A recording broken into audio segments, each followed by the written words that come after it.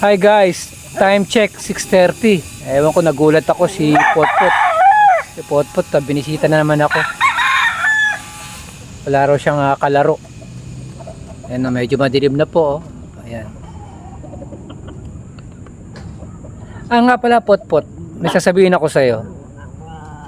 Plano kong pumunta tayo ng Luneta. Papasyal kita ng Luneta. Na. Pero ngayon, may importante kong sasabihin sa'yo. Halimbawa tayong dalawa nagkahiwalay sa Luneta sa Manila, hindi mo masasabi, matanda na kasi ko, baka atakein ako sa puso, ma-stroke ako ron, o masaksak ako, magkakahiwalay tayo. So ngayon tatanungin ka ng mga pulis, iho, taga saan ka? Taga saan ka ba? Parulan. Lakas mo? Parulan. Saan sa Parulan?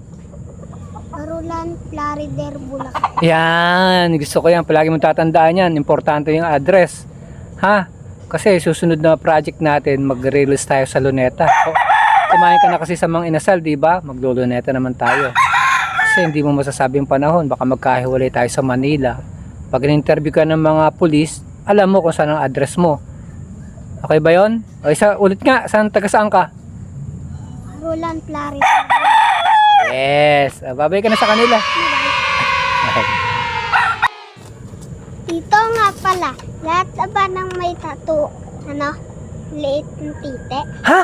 Ba't mo naman itanong sa akin yan na lahat ng maraming tattoo, maliit ang titi? Wala lang. Wala lang. Umihi ka na nga.